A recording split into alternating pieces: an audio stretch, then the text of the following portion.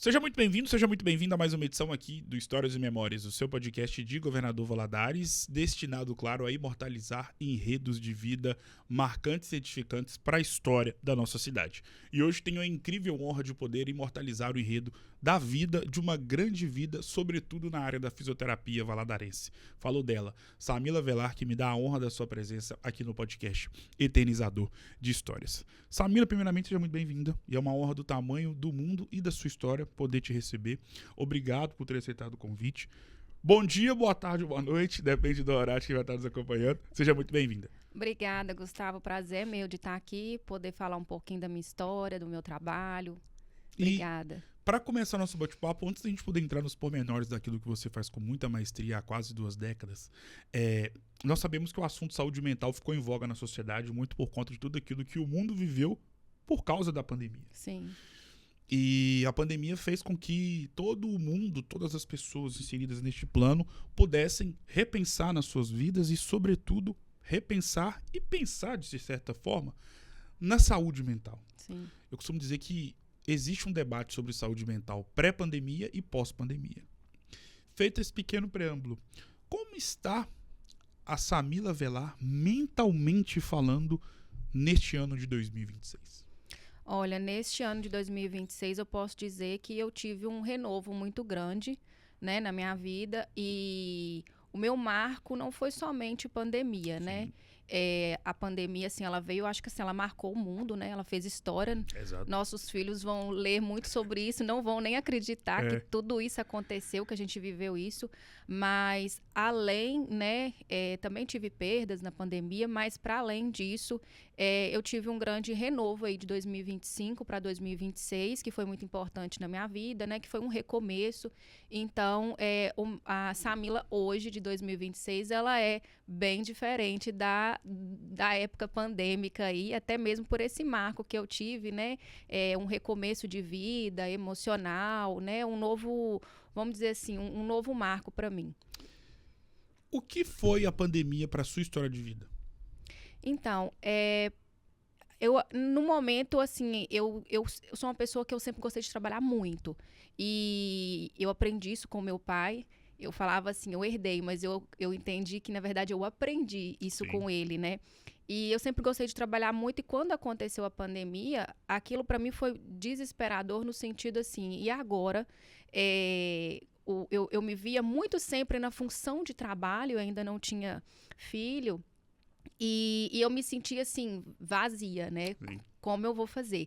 Mas como eu sou profissional da saúde, né? E eu atuo na área de reabilitação, inicialmente, claro, todo mundo precisou ficar um tempo, acho que foi uns 30 dias, 60, mas eu consegui trabalhar devido à minha profissão, né? Que não é só focada hoje na área da estética. Então, eu fui voltando aos poucos, mas inicialmente, para mim, foi complicado porque eu tinha essa mente muito voltada para o trabalho, né? E me ver no ócio, assim, foi muito difícil. E aí, claro, as questões também de saúde que foram acontecendo, né? E que a gente se viu ali num momento muito complexo. Pensando na sua vida e na sua história de vida em relação a tudo que você viveu na pandemia. E eu acho que todo acontecimento, sobretudo os negativos, deixam legados na nossa história, deixam marcas, rastros. Qual foi o grande legado, qual foi o grande aprendizado que você teve na sua vida através e por conta de tudo aquilo que você viveu na pandemia? Olha, eu aprendi que trabalho não é tudo, né? A gente tem uma vida acontecendo por trás e eu aprendi que a gente tem que viver o hoje, porque a gente se viu perdendo pessoas, perdendo a própria saúde em questão de minutos, né? Eu cheguei a ficar doente, mas só na segunda cepa. E, assim, quando a gente adoece, né, a gente vê que, assim, a gente tem um grande problema, né? E agora? Eu preciso... Exato. E a gente estava no meio de um problema que ainda não tinha todas as respostas. Sim. Então, além das perdas que eu tive, né, familiares... foi uma questão, assim, de aprendizado de que a gente precisa de viver o hoje, porque foram situações muito rápidas que foram acontecendo, e viver pensando muito no amanhã, fazendo planos, eu acho, assim, importante, mas a gente precisa muito de aproveitar o hoje também. Como era a Samila Velar nos tempos de escola? Olha, eu era aquela, assim, que gostava de ter muito amigo, de dar uma bagunçada, mas eu era muito estudiosa, daquela que eu saía da escola, chegava em casa e abria o livro. Sim. E eu precisava de que minha mãe colocasse um freio, porque Que legal. eu vi uma situação. Minha mãe viu uma situação diferente da que aconteceu com os meus irmãos, que era assim: o meu brincar era ler.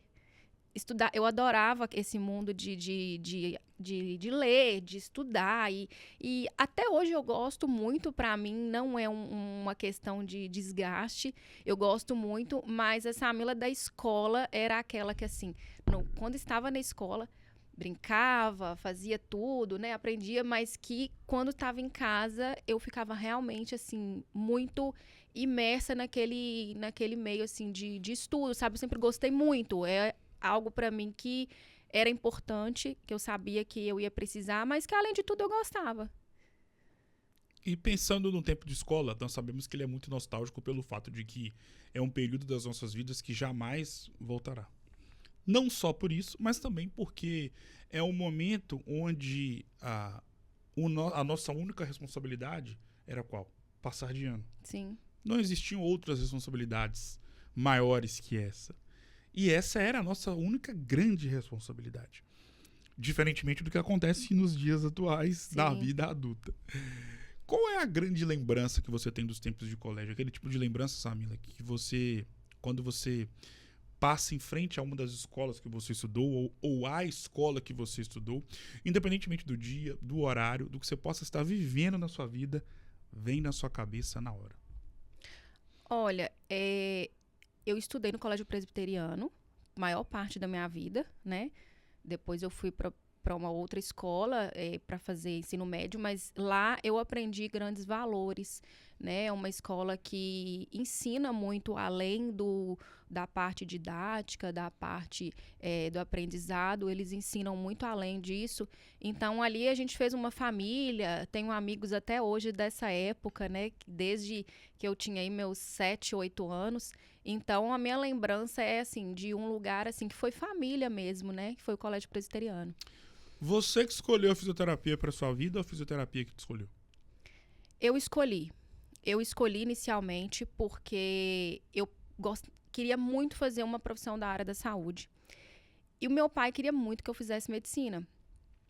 E eu não sei te dizer ao certo porque eu não cursei medicina. Mas quando eu li sobre a fisioterapia, eu não conhecia muito a profissão naquela época, né? Já tem um tempo. Eu não conhecia muito exatamente o que um fisioterapeuta fazia. E eu me recordo, assim, do meu tio virar e falar assim, olha, o fisioterapeuta vai ser um profissional muito requisitado no futuro, porque as pessoas vão querer envelhecer bem. Sim. Então, eles vão precisar muito desses profissionais. E na época, eu acho que quando a gente tem 17 anos, 16 anos, que tá ali pensando o que vai ser, o que vai fazer, a gente tem uma cabeça um pouco vaga, né? Eu acho, hoje, olhando para trás, eu vejo que a gente é muito jovem para fazer uma escolha, Sim, né, tão importante.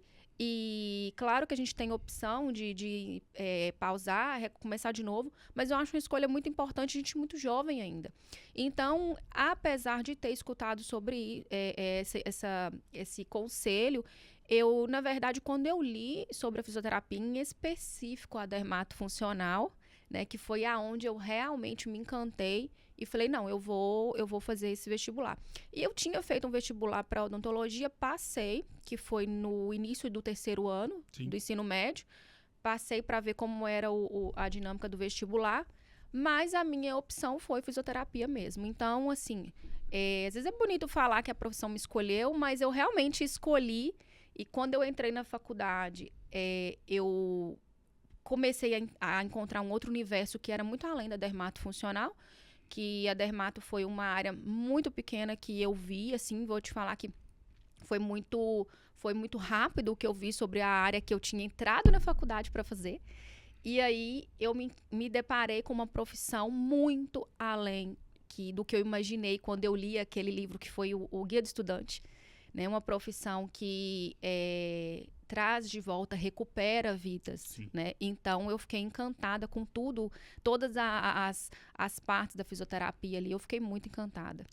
E pensando na sua vida enquanto estudante de fisioterapia na faculdade e já na sua versão diplomada, já com o diploma nas mãos, como fisioterapeuta, fazendo uma relação com a sua vida estudantil e com a sua vida profissional. Sim. O que mais te encantou logo de cara dentro da fisioterapia na faculdade e o que passou a te encantar ainda mais na fisioterapia já formada?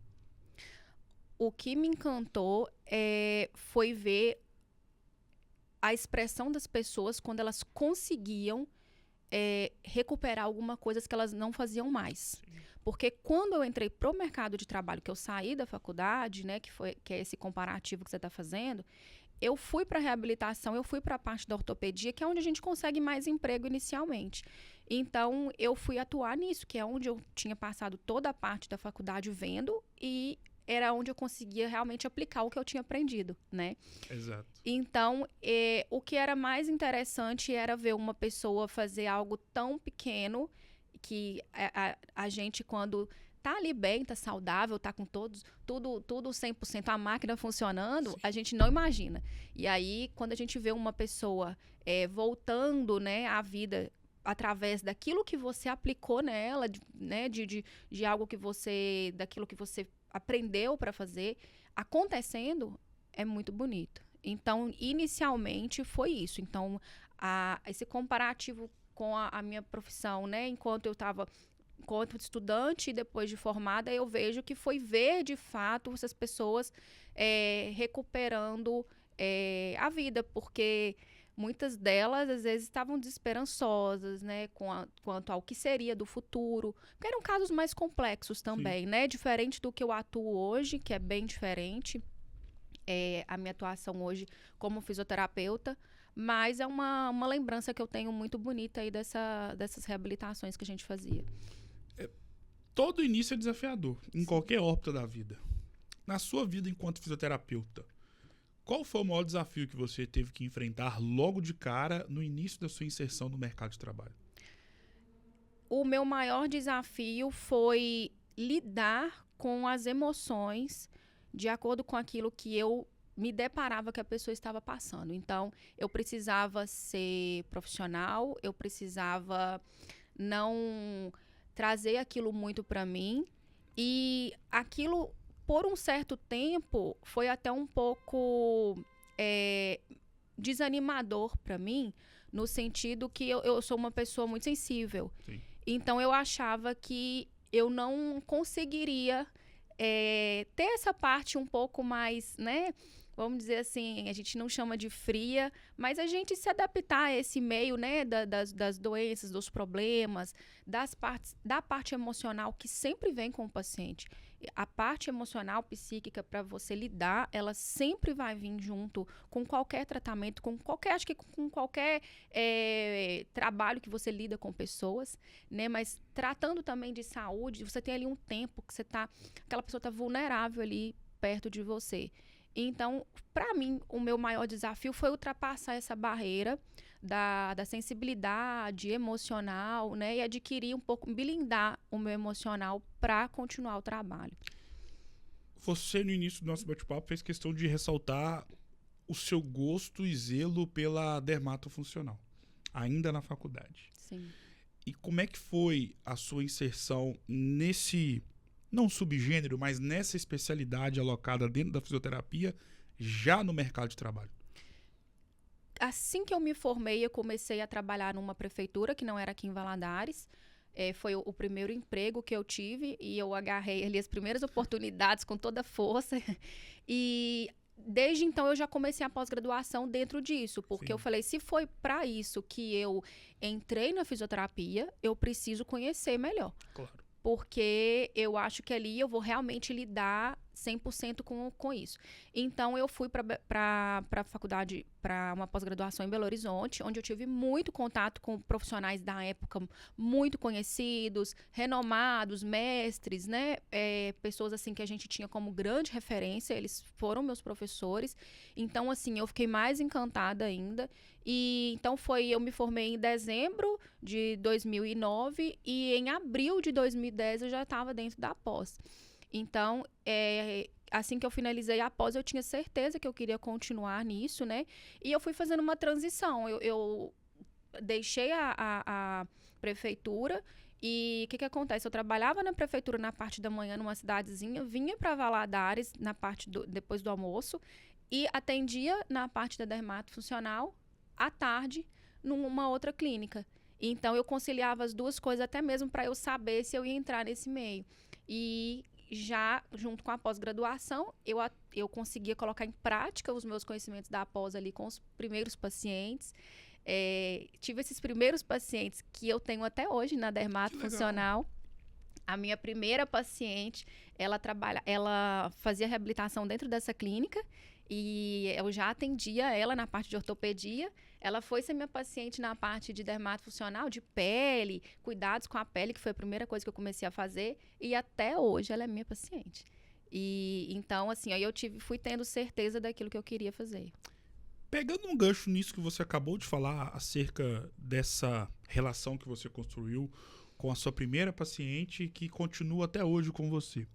E, sobretudo, nas profissões onde o profissional precisa se estabelecer como um autônomo, gerar essa relação, essa conexão de fidelidade e confiança é muito importante, até Sim. mesmo para você poder ter uma longevidade na sua carreira. Acontece isso, por exemplo, não no segmento como autônomo, mas o pessoal que é empreendedor, loja de roupa, enfim. Tem aqueles, você com certeza, é freguesa de uma loja que você compra há 2, 3, 4, 5, 10 anos. Uhum. E isso é muito legal. Mas, sobretudo, nas profissões onde você é autônomo de fato, essa relação precisa ser ainda mais enfática e necessária, até para você poder se estabelecer no mercado de trabalho. Como fidelizar uma paciente dentro da fisioterapia, até pensando no crescimento dessa área, sobretudo em Governador Valadares? Lá atrás, eu não sabia como eu ia fidelizar. Eu não aprendi sobre isso nem na faculdade, nem na pós-graduação. A gente só aprende a parte técnica mesmo. E eu fui aprendendo com o tempo que, além de muito além da segurança que você precisa gerar ao explicar sobre algum procedimento, sobre aquilo que ela vai investir, se vale a pena aquele investimento, se ele é para ela, ou se ele é ali para... Né, várias pessoas estão fazendo, mas vai ser bom para ela? Por que vai ser bom? Qual é o investimento? Essa pessoa confiar naquilo que você está propondo.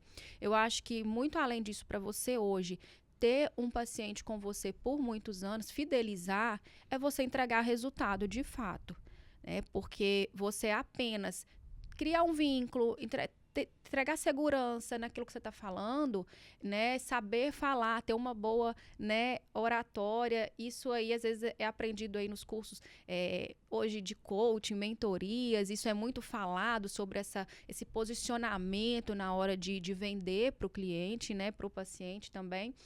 A gente trabalha com vendas, né? Quando a gente oferece tratamentos, a gente está trabalhando com vendas, mas eu acho que para fidelizar, para ele continuar, ele precisa ver resultado. Eu acho que isso é o primordial. Então, se ele está ali, ele não viu, ele não teve satisfação naquilo que ele comprou, ele não vai voltar.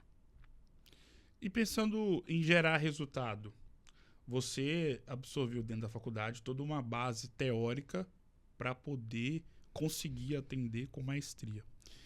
E pensando naquilo e nas competências que vocês, fisioterapeutas, dermatofuncionais, podem fazer e atuar no mercado de trabalho, o que faz uma fisioterapeuta dermatofuncional? Olha, hoje a gente tem um campo muito grande dentro da dermatofuncional. A gente tem várias áreas dentro dessa mesma especialidade, várias subdivisões. Então, o dermatofuncional hoje, além dele tratar a fundo, ele trata ali todos os tecidos superficiais, que é pele e subcutâneo, né? E então a gente recupera tecidos, trabalha na parte da cicatrização, na parte dos movimentos daquele paciente que fez uma cirurgia plástica. A gente trabalha também com a parte estética, com os injetáveis, né, com a parte manual, da drenagem linfática. Então é uma área muito ampla hoje. Quando eu iniciei, ela era um pouco mais restrita, mas hoje o nosso conselho, ele expandiu muito, ele abriu várias portarias para a gente atuar. E hoje o dermatofuncional, ele consegue trabalhar com a parte de harmonização facial, dentro da área específica de cirurgia plástica, dentro da área de queimados num hospital, consegue atuar também através da parte de tricologia, né, que é o capilar. Então, tem várias subdivisões. A minha escolha como dermatofuncional, a gente vai reduzindo, criando nicho ali, porque, como eu te falei, são muitas coisas que a gente consegue fazer dentro dessa área, mas hoje, né, a minha escolha maior é o pós-operatório de cirurgia plástica, que é onde eu consegui juntar a dermatofuncional com a recuperação, com a reabilitação. Então, aquele encantamento que eu via nos pacientes lá de trás, melhorando, ficando bem, ficando felizes com uma recuperação, eu consegui enxergar isso no paciente que fazia uma cirurgia plástica. Então, esse paciente que opera, ele está muito debilitado inicialmente, ele se vê dependente de pessoas e a parte emocional desses pacientes fica um pouco atingida, claro, pelo que elas relatam para mim. Sim. Que não é pelo que elas estão passando com relação à ferida cirúrgica ou algum leve incômodo, que hoje a cirurgia plástica ela está muito avançada, as técnicas evoluíram muito, né? O que eu falo no meu Instagram é assim, não se opera mais como antigamente, então a gente não pode mais atuar como antigamente, a gente teve que evoluir as técnicas, mas o que eu pego de relato das pacientes é que elas estão ali num momento vulnerável, não pela dor e não pelo corte, nada disso, mas porque elas estão dependendo de alguém para fazer algo por elas. E aí eu chego a falar, né? É o momento, a gente passa, a mulher, ela cuida tanto, né, de todo mundo, né, da família, do filho, do marido, das amigas, de todo mundo. A gente cuida dos pacientes, a gente está o tempo todo fazendo isso. O cuidar é muito da nossa, né, da parte feminina, assim. E aí, quando ela se encontra num momento vulnerável, que vai passar ali dentro de 15 dias, né, dentro das cirurgias que eu reabilito hoje, essa recuperação ela é muito rápida. Sim. Então, é rápido, mas é um tempo que para elas é muito grande, porque estão dependendo de alguém. Então eu falo assim, aproveita o momento, deixe que alguém pegue aquilo para você, mas aí eu falo no cantinho, olha, eu quero que você mexa, perto, quando o marido vai junto no primeiro atendimento, geralmente no primeiro eles ficam um pouco preocupados, né? E aí no primeiro atendimento eu falo, olha, cuida direitinho, entrega água, faz a comida, não deixa ela lavar a vasilha não, tá? Aí depois eu falo para ela, faz os movimentos, eu preciso que você mexa para a gente recuperar mais rápido. Então, eu vejo que essa parte do paciente precisar muito de cuidar, da mulher estar sempre cuidando, ela se sente um pouco assim recuada quando alguém tem que cuidar dela. E pensando no seu trabalho, o que mais, e voltando de certa forma um pouco na parte de fidelização da sua figura enquanto profissional na vida dos seus pacientes. Com mais de 17 anos nessa profissão, o que faz ou o que fez, por exemplo, a sua primeira paciente continuar sendo a sua paciente em pleno 2026? Claro, além das outras pessoas que apareceram na sua vida ao longo da sua história. O que você tem na sua visão que fez com que essa primeira paciente continue sendo a sua paciente até hoje e que outras pessoas também apareçam e estão aparecendo na sua vida? Além de entregar aquilo, né, um resultado, aquilo que elas esperam, né?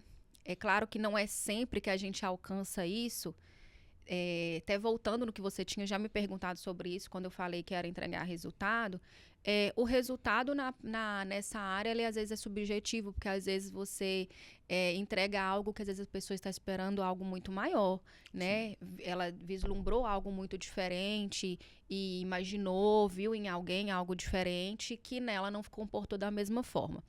Então, o que eu acho que mantém, além de entregar resultados que muitas vezes são subjetivos, às vezes a gente enxerga diferente do paciente, mas hoje a gente tem documentação, a gente tem fotos, eu acho que a foto hoje, ela não dá para mentir, porque, assim, eu não sei mexer muito com IA. Eu vou falar que esse negócio chegou e, assim, nem aplicativo de edição eu nunca soube mexer, eu não sou boa nisso. Mas eu acho que a foto ali, você faz a foto, a pessoa tá do seu lado e você já mostra, ela tá vendo ali na hora aquilo que aconteceu, ou que, né, junta com a primeira foto. Então, a gente tem hoje uma documentação rápida para aquela pessoa, não, realmente ficou legal, eu gostei. Mas, além disso, eu acho que você... hoje é falado muito da parte humana, mas você ser muito verdadeiro e sincero na hora de oferecer aquilo que a pessoa realmente precisa. Então, as minhas pacientes, elas nunca compram algo aleatório, simplesmente porque tá no hype, tá legal, tá no modismo, eu quero fazer. Eu sou uma profissional dessa área que eu não gosto muito de me aventurar. Então, surgem máquinas aí que ficam no hype, surgem procedimentos aí injetáveis que, além da parte de pós-operatório de cirurgia plástica, eu também trabalho com os injetáveis. Então, surgem muitos ativos que estão na moda e está gerando esse efeito. Agora, a gente está aí num hype do GHKCU, que é um peptídeo.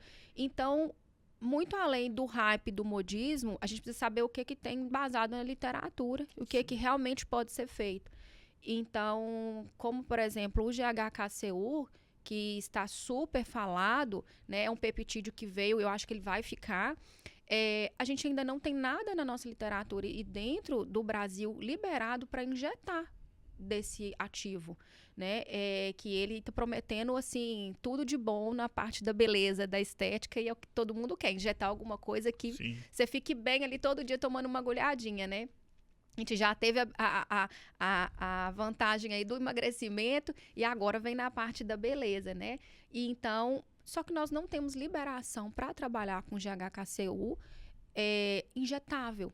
Então, por que nós não temos? A gente não tem nada robusto, nada pronto de dosagem, de como isso deve ser injetado, qual via, se é endovenosa, se é subcutâneo, se é subdérmico. Então, a gente não tem.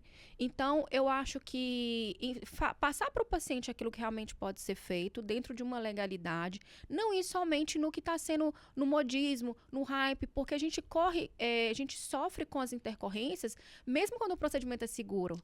Né? Aquilo está embasado, a gente já tem um protocolo, mas você tem ali um termo de consentimento que está sujeito a algumas intercorrências, né? Que podem acontecer ou não, e se acontecer, a gente tem que estar preparado para resolvê-las. Então, eu sempre joguei para minhas pacientes aquilo que eu realmente tinha capacidade de fazer. Né? Eu nunca, assim, vamos lá, vamos tentar, vamos fazer. Eu espero a coisa acontecer primeiro, assim, nessa área, porque é muita coisa, né, eu não me aventuro, então eu espero para poder depois falar, olha, como que isso... E assim, dentro do que você está me falando sobre essa fidelização dos pacientes, algumas pacientes me questionam assim, Samila, você vai fazer tal coisa? Você está vendo como é que está todo mundo fazendo? Eu falo, por enquanto, não. Não, mas tô vendo tanta foto, tanto vídeo, tanta coisa. Eu falo, por enquanto, não. Eu ainda não tive essa... Às vezes é algo que já está até, vamos dizer assim, aprovado no Brasil, né? E aí eu falo, não, eu estou aguardando para ver. E aí passa um tempo, às vezes o paciente vai e fala, Samila, você não vai fazer mesmo?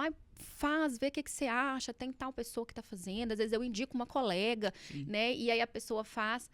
Ai, Samila, nem foi tudo isso. Não, mas por que eu não fiquei quieta? Eu falo, gente, é por isso que muita coisa é feita e depois que a gente vê como aquilo realmente comportou na pele, no corpo, como aquilo funcionou. Porque na teoria ele é feito para dar certo. Sim. E às vezes quando é aplicado, não é tudo aquilo que é vendido, né? Então, eu acho que além de sempre buscar entregar o melhor né, que o paciente busca, ser sincero mesmo, né? Assim, jogar a real com o paciente. Qual foi o grande sonho que você já realizou através da fisioterapia? Eu ainda tenho muitos sonhos para serem realizados, né? Eu acho que a gente tem que estar sempre sonhando, sempre buscando, mas o principal que a minha profissão me trouxe foi a independência financeira, né? Eu acho que quando a gente tem independência, a gente vai muito além, a gente vai onde a gente quer, né? Mas eu ainda vou te contar que eu tenho muita coisa ainda para realizar. Mas a independência, eu acho que ela te leva, né, para onde você precisa, da forma que você quer. O que a fisioterapia representa para a sua história de vida? Olha, hoje ela representa aquilo que eu escolhi para viver. Ela representa, né, a minha liberdade financeira, como eu te falei. Ela representa aquilo que hoje eu vivo o tempo todo, né? Reabilitação, o mundo aí do embelezamento também, né? A parte do pós-operatório está muito ligado a essa parte da beleza.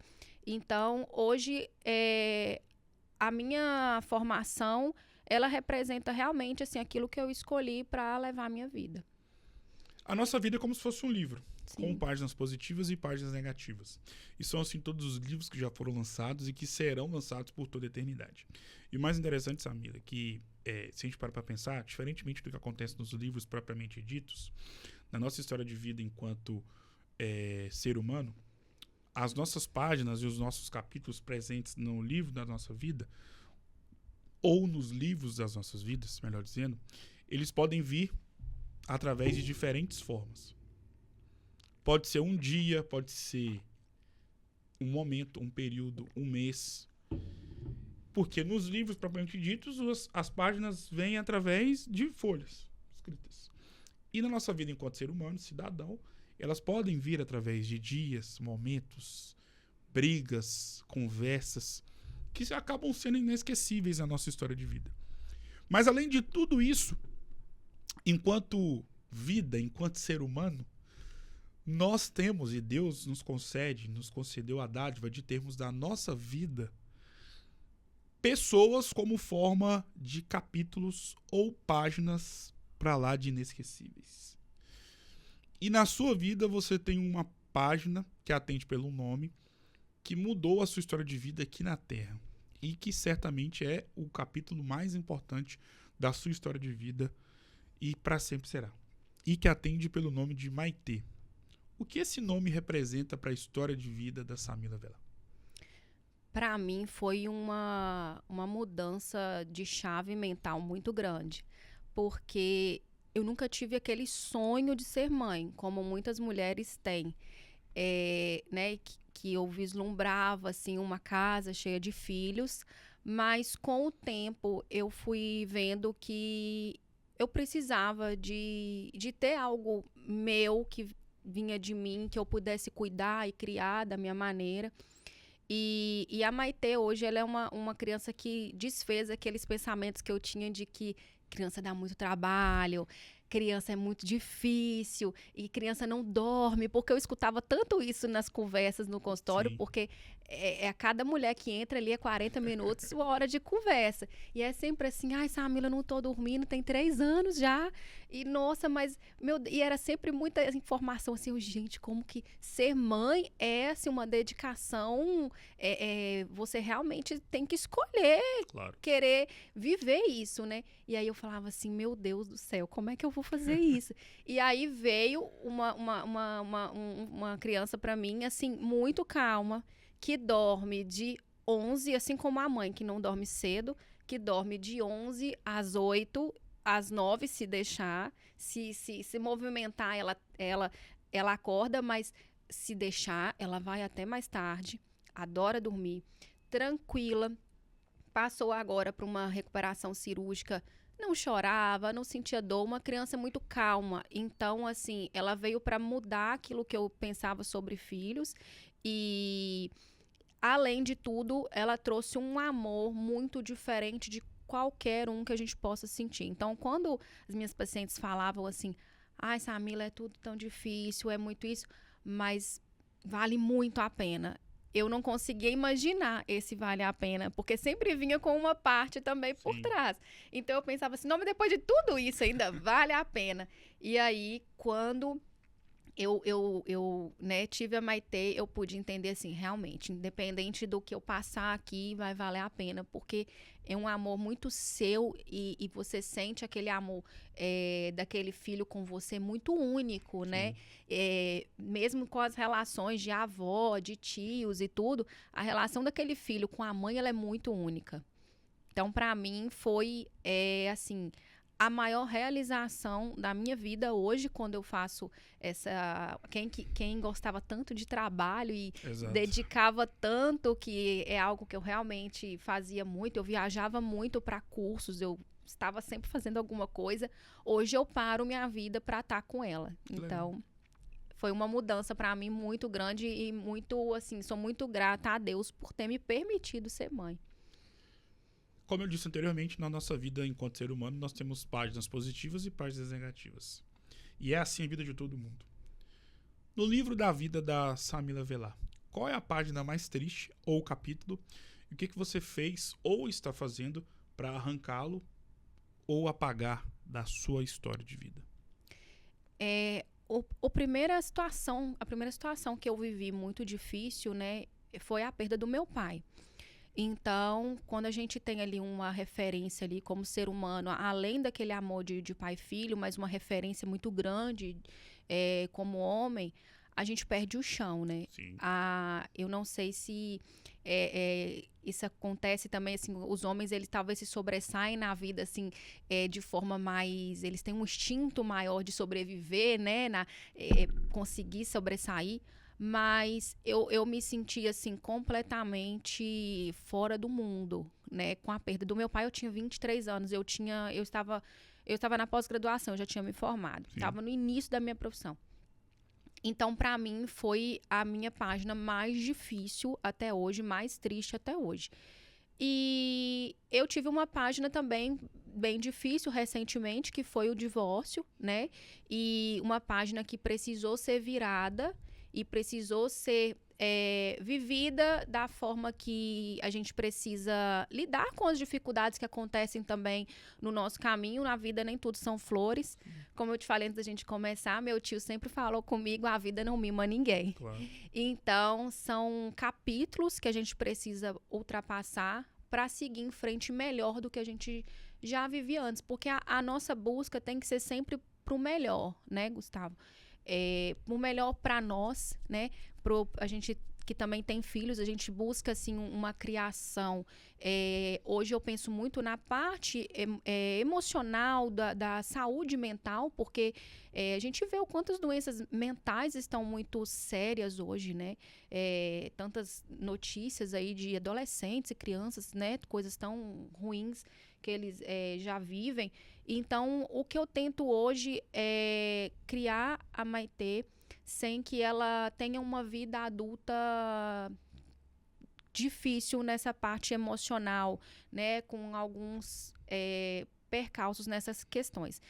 Então, eu precisei também viver essa página, que eu acho que é completamente diferente do luto da perda do pai.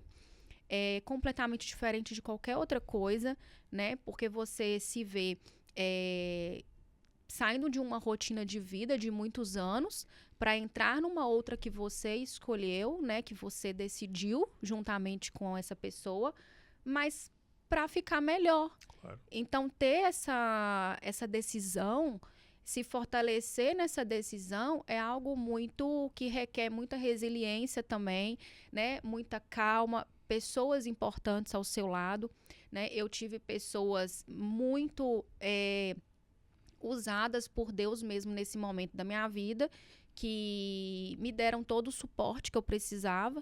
Então, né, foi essa virada de chave que eu comentei no início também, que foi quando você falou sobre essas mudanças. Então, foram 2 momentos distintos e difíceis, né, que não podem ser comparados, cada um da sua maneira, mas o mais importante é que todos eles foram superados. Defina a sua vida com uma palavra.